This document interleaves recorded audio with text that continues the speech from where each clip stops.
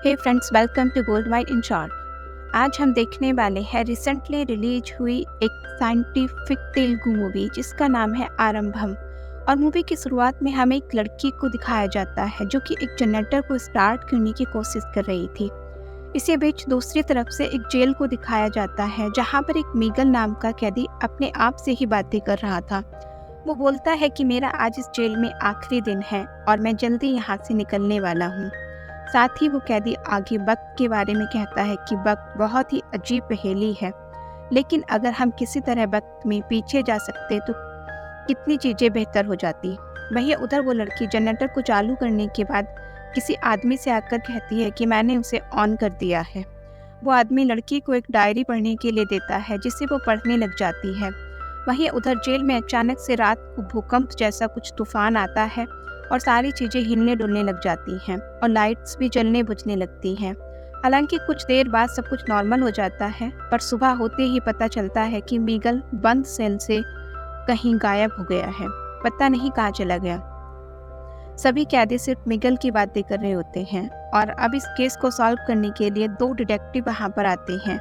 इन detective के नाम होते हैं चैतन्य और माधव। असल में माधव चैतन्य का असिस्टेंट है और इनको जेलर ने यहाँ पर बुलाया है। जेलर चैतन्य के पूछने से बताता है कि मीगल करीब 2.5 साल से यहाँ जेल में है। उसने कभी ना तो किसी से कुछ बोला और ना ही कभी लड़ाई की। वो तो बस चुपचाप अपने आप में रहता था, बस अपनी डायरी साथ में लेकर घूमता था। अब ना जाने वो कल कहाँ और कैसे भाग गया। आप दोनों अब किसी तरह उसका पता लगाइए, नहीं तो हमारे लिए बहुत मुसीबत हो जाएगी। चैतन्य मिगुल का लॉकअप देखता है तो दंग रह जाता है क्योंकि उसमें बाहर से ताला लगा हुआ है। ना ही मिगुल जेल तोड़कर या किसी तरह की सुरंग खोदकर भागा है। तो अब सवाल ये है कि इतनी सिक्योरिटी के बाद भी जेल से सुरंग भी नहीं खोदी गई और ना ही कोई ताला तोड़ा गया, तो फिर वो कैसे भागा। अब जेलर चैतन्य को मिगुल की डायरी लाकर देता है, पर पहले चैतन्य मिगुल के दोस्त गणेशा से मिलता है और उससे पूछता है कि आखिर मिगुल कैसा आदमी था। इस पर गणेशा बताता है कि जब पुलिस 2.5 साल पहले मिगुल को पकड़कर जेल में लेकर आ रही थी, तब अचानक से पुलिस की गाड़ी खराब हो गई थी। तो उस गाड़ी को मिगुल ने ही ठीक किया था। तब उसके पास अच्छा खासा मौका था भागने का, बट उस समय वो नहीं भागा और आज अचानक ना जाने वो कैसे गायब हो गया है, पता ही नहीं चल रहा। आगे गणेशा बताता है कि मिगुल थोड़ा अलग था, बिल्कुल शांत रहता था और अपने आप में ही वो रहता था, अपने आप से ही बातें करता था। और एक दिन किसी कैदी ने उसकी डायरी चुरा ली थी और जब मिगुल को ये बात पता चली तो उसने उस कैदी को बहुत मारा। तब मैंने मिगुल को उसकी डायरी लौटाई थी, जिस कारण हमारी अच्छी दोस्ती हो गई थी। पर मुझे इस बारे में कुछ नहीं पता कि वो कहाँ गया और कैसे भागा। अब यहाँ से कहानी फ्लैशबैक के जरिए मिगुल के बचपन को दिखाती है। बचपन से मिगुल सुब्रमण्यम राव नाम के एक साइंटिस्ट के साथ अपना ज़्यादातर वक्त बिताया करता था। एक बार मिगुल राव के यहाँ से एक पुराना एंटीना चुराने के लिए आया था, जिसे राव ने पकड़ लिया था और तब से राव और मिगुल में एक अलग ही बॉन्ड बन गया था। यहाँ तक कि मिगुल दिन भर राव के साथ ही रहता, सिर्फ सोने और खाने के लिए वो अपने घर जाता था। मिगुल की माँ उसे हमेशा इसीलिए डांटा करती थी क्योंकि वो राव के साथ ही ज़्यादा टाइम बिताता था। इस तरह वक्त बीतता गया और मिगुल थोड़ा बड़ा हो गया। तब राव ने उसे अपने एक्सपेरिमेंट के बारे में बताना शुरू किया और राव ने मिगुल से बताया कि ये कहा जाता है कि इंसान का समय जीवन से शुरू होकर मृत्यु तक जाता है, लाइक ए पॉइंट से बी पॉइंट की तरफ, और अगर हम दोनों एंड्स को मिला दें तो ये एक समय लूप बन जाता है और टाइम गोल गोल घूमता रहेगा। इंसान के साथ एक ही घटना बार बार होती रहेगी। इस तरह वो शायद कभी मरेगा भी नहीं। जैसे कभी कभी हमें लगता है कि हमारे साथ कोई बात पहले ही हो चुकी है। लगता है कभी हम किसी जगह पर जाते हैं तो ऐसा लगता है कि ये तो हमने पहले देखा हुआ है या ये चीज़ हमारे साथ पहले घटित हो चुकी है, और इसी को डेजा वू बोलते हैं। और इसी पर राव का एक्सपेरिमेंट बेस्ड है। और इस तरह से फिर मिगुल पूरे टाइम राव के घर पर ही रहता है, उसकी मदद करता था। एक दिन राव के घर पर माइकल नाम के आदमी के कुछ और गुंडे आते हैं। असल में इसने राव से कुछ पैसे उधार लिए हुए थे, उसी को लेने के लिए लोग यहाँ पर आते हैं। लेकिन राव उनसे कहता है कि मैं तुम्हारे पैसे कल दे दूंगा, अभी तो मेरे पास कुछ है ही नहीं। और फिर सीन यहाँ से कट होकर माइकल की तरफ मुड़ जाता है, जहाँ उसका एक आदमी बताता है कि मिगुल ने हमारे माल को देख लिया है। एंड इस बात का माइकल जवाब देता है कि कोई बात नहीं, देख लिया है तो, पर अगर उसने किसी को इस बारे में बताया तो मैं उसको देख लूंगा। फिर उधर राव के पास एक लड़की आती है जिसका नाम बसंती है। वो बताती है कि मैं फिजिक्स में एमएससी कर रही हूँ और मेरे प्रोफेसर ने मुझे आपके पास भेजा है ताकि मैं कुछ न्यू एक्सपेरिमेंट को सीख सकूं। यहाँ राव बसंती से झूठ बोलता है कि नहीं, मैं तो किसी तरह का कोई एक्सपेरिमेंट नहीं करता, पर कोई बात नहीं, मेरा एक प्रोफेसर दोस्त है जो पास ही में रहता है, तुम उसके पास चले जाओ, उससे तुम्हें काफ़ी कुछ सीखने को मिलेगा। अगर अभी तक तुम थक गई हो तो यहीं पर रुक जाओ, कल सुबह होकर तुम निकल जाना। बसंती इसके लिए राजी हो जाती है और कुछ देर के बाद राव अपने कमरे में किसी तरह की इलेक्ट्रिकल मशीन पे काम कर रहा होता है, जिसमें वो मिगुल को हाथ बटाने के लिए कहता है। तो मिगुल कहता है कि अगर मैंने इस काम को शुरू किया तो इसे खत्म करने में 2 घंटे का समय लगेगा, क्योंकि अगर टाइम लगा तो थोड़ी देर बाद शुरू करते हैं। मुझे अपनी माँ को खाना खिलाना है तो मैं उनको खाना खिलाकर आ जाता हूँ।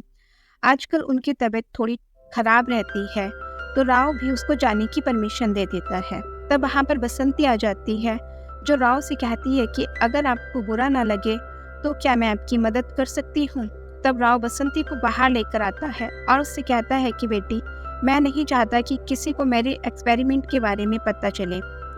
बसंती कहती है कि मैं उसका हिस्सा बनना चाहती हूँ, बाकी मुझे क्रेडिट नहीं चाहिए, वो आप ले लेना। राव उसे समझाता है कि बात क्रेडिट लेने की नहीं है बेटी, बल्कि इसमें जान को खतरा हो सकता है। बसंती कहती है कि कोई बात नहीं, मैं रिस्क लेने के लिए तैयार हूँ। और इस बात को सुनकर राव को थोड़ा गुस्सा भी आ जाता है कि ये लड़की जबरदस्ती कर रही है, तो वो तुरंत बसंती को वहाँ से जाने के लिए कह देता है। इस बात पर बसंती खुलासा करती है कि मेरा नाम बसंती नहीं बल्कि शारदा है और मैं आपकी ही बेटी हूँ। दरअसल कुछ साल पहले एक एक्सपेरिमेंट के चलते राव के बेटे की जान चली गई थी और जब इस बारे में उसकी वाइफ को पता चला तो तब उसने अपनी बेटी के साथ राव को छोड़ दिया था और राव भी उस घनी बस्ती से हटकर यहाँ इस गांव में आकर शिफ्ट हो गया था। उसने अपने आप को सबसे दूर कर लिया था। तब बसंती यहाँ पर रहने के लिए नहीं बल्कि अपने पिता को साथ ले जाने के लिए आई है, क्योंकि उसकी माँ अब इस दुनिया में नहीं रही। ये बात सुनकर राव बसंती को रोक देता है और साथ ही वो मुगल से भी माफ़ी मांगता है कि मैंने तुम्हें अपनी पर्सनल लाइफ के बारे में कुछ नहीं बताया, मुझे माफ़ कर दो। इस पर मुगल कहता है कि मुझे कोई शिकायत नहीं है, आप मेरे लिए एक गुरु की तरह हो। अगर आप मेरी ज़िंदगी में नहीं होते तो मैं भी बाकी लोगों की तरह उल्टे सीधे काम करके अपनी ज़िंदगी बिताता। आप ये सारी चीज़ें छोड़कर अपना एक्सपेरिमेंट पर ध्यान दीजिए। इसके बाद मिगुल अपनी माँ को खाना देने के लिए जाता है, पर वो देखता है कि उसकी माँ ने खाना बनाकर खा भी लिया है, जो बात उसको काफ़ी अजीब भी लगती है। और फिर वो अपनी माँ से बातों ही बातों में शारदा के बारे में बताता है। यह सुनकर मिगुल की माँ कहती है कि कल तुम शारदा को घर लेकर आना बेटा।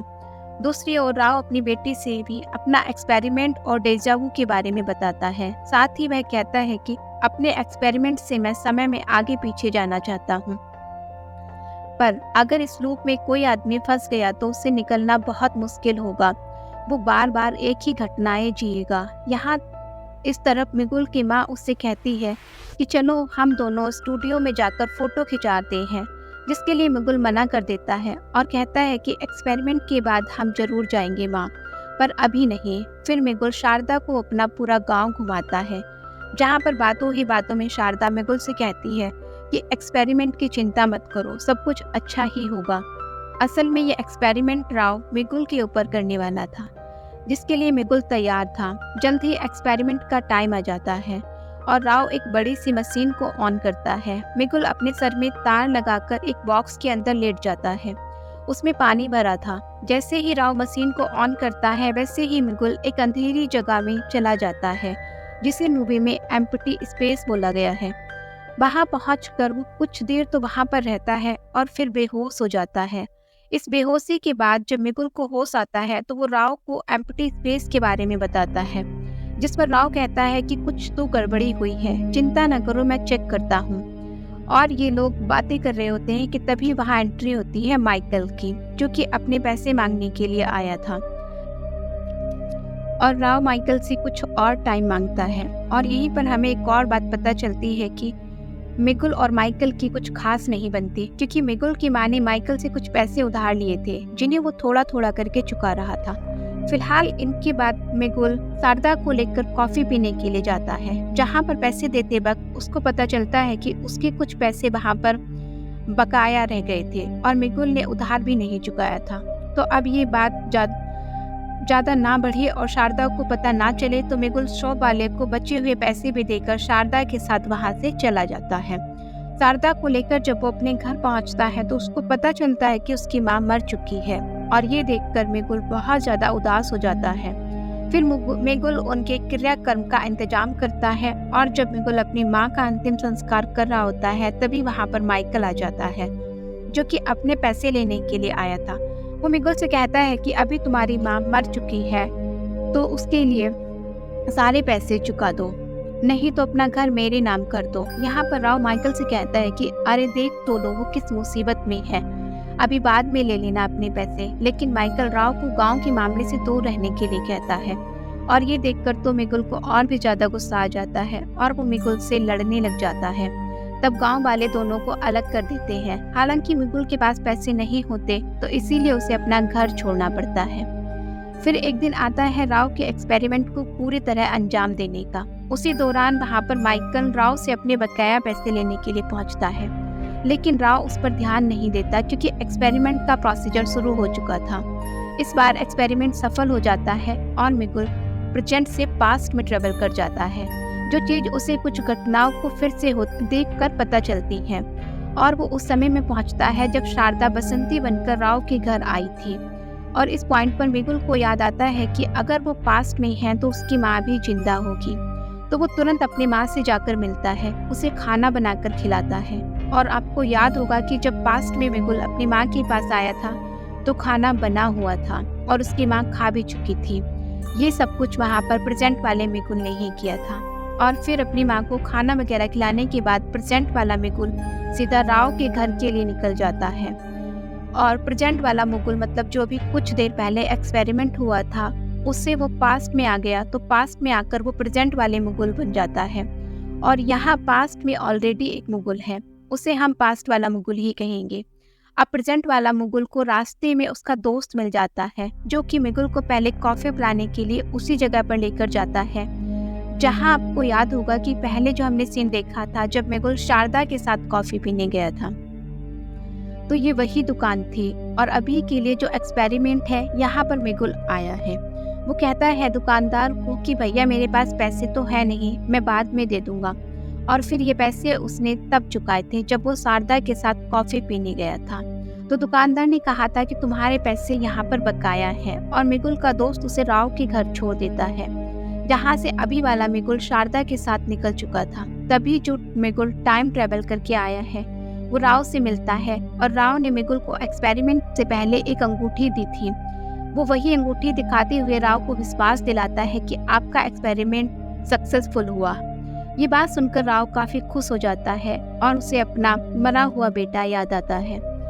साथ ही राव कहता है कि मेरे 20 साल का सपना आज जाकर पूरा हुआ है। यहाँ तभी मुगुल को याद आता है कि मेरी माँ की मौत होने वाली है कुछ टाइम में, जिस बात पर राव कहता है कि इस टाइम में हुई घटनाओं को बदला नहीं जा सकता, पर हाँ तुम अपनी माँ के साथ उसके आखिरी पल में साथ रह सकते हो।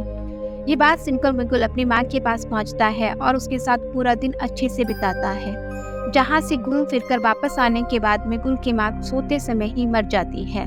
और इससे पहले जब प्रेजेंट का मुगुल राव के पास आ रहा था तो उसने रास्ते में आते हुए माइकल की ड्रग डीलिंग को देख लिया था, और इसी बात को उस समय माइकल के आदमी ने उसको बताया था कि मुगुल ने हमारा माल देख लिया है। और तभी एक्सपेरिमेंट स्टार्ट करने का टाइम हो जाता है। तो उससे पहले प्रेजेंट वाला मुगुल जो पास्ट में आ गया था उसने माइकल से अपना बदला लेने के लिए उसके पूरे माल को आग लगा दी थी। एंड माइकल को भी पता चल जाता है कि ये काम मुगुल का ही है, इसीलिए वो गुस्से में उसी वक्त राव के घर पहुंचता है जब एक्सपेरिमेंट चल रहा था। और उस समय राव माइकल के बुलाने पर भी बाहर नहीं आता, तो माइकल राव के घर में आग लगा देता है। और आग को देखकर राव शारदा को बाहर भगा देता है। और अब क्योंकि एक्सपेरिमेंट पूरा नहीं हुआ था तो मुगुल जो कि बॉक्स में उस समय बंद था एक्सपेरिमेंट के लिए, उसके लिए राव वहीं पर रुक जाता है और धुएं की वजह से आखिरकार उसकी भी मौत हो जाती है। इसी बीच वहां पर प्रेजेंट से पास में आया मेगुल पहुंचता है और माइकल के साथ उसके गुंडों को मारने के बाद पावर सप्लाई को बंद कर देता है, जिससे एक्सपेरिमेंट आधे में रुक जाता है और बॉक्स वाला मेगुल भी जाग जाता है। यहाँ पर आग लगने और राव की मौत का इल्जाम उस बॉक्स वाले मेगुल पर आ जाता है, तो पुलिस उसको अरेस्ट करके ले जाती है। ये सारी बातें जानकर चैतन्या और माधव दंग रह जाते हैं। इसके बाद हमको दिखाया जाता है कि इसके बाद क्या हुआ था। अब जब बॉक्स के अंदर वाला मतलब कि पास्ट वाला मेगुल पकड़ा गया, तो जो प्रेजेंट में मेगुल आया था दूसरा वाला, वो शारदा से मिलता है और उसने शारदा को सब कुछ बता दिया होता है। वो ये भी कहता है कि इस एक्सपेरिमेंट को पूरा करना होगा, तभी मैं अपनी जगह वापस आ पाऊंगा। इस पर इस मशीन को बनाने में बहुत टाइम लगेगा। शारदा ने राव के डॉक्यूमेंट्स आग में जलने से बचा लिए थे, तो इन लोगों के बीच ये डिसाइड होता है कि फ्यूचर से आया हुआ मेगुल जेल में रहेगा और इस टाइमलाइन का मेगुल जो इस वक्त जेल में है वो शारदा के साथ इस मशीन को बनाएगा, ताकि सब कुछ पहले जैसा हो सके और मेगुल अपने समय में वापस चला जाएगा। इसके लिए जब इनको कोर्ट में जाना होता है, तो इसी दौरान वॉशरूम में दोनों मेगुल अपनी अपनी जगह बदल लेते हैं और 2.5 साल में वो इस मशीन को बना देते हैं। और जब मेगुल जेल में था तब एक्सपेरिमेंट को इन्होंने अंजाम दिया था और ये एक्सपेरिमेंट पूरा होने की वजह से आज मेगुल जेल से गायब होकर अपने समय में वापस पहुंच गया है। और यह बात चैतन्या और उसके असिस्टेंट ने रिकॉर्ड कर ली थी और उन्हें पता था कि अगर वो किसी को बताएंगे तो उनका कोई विश्वास नहीं करेगा, इसीलिए वो इस बात को राज रखने का फैसला करते हैं। और इसी के साथ ये मूवी यहीं पर खत्म हो जाती है। बाकी अगर आपको वीडियो अच्छी लगी हो, एक्सप्लेनेशन अच्छा लगा हो, तो वीडियो को लाइक करें और हमारे चैनल को सब्सक्राइब करें। Thanks for watching.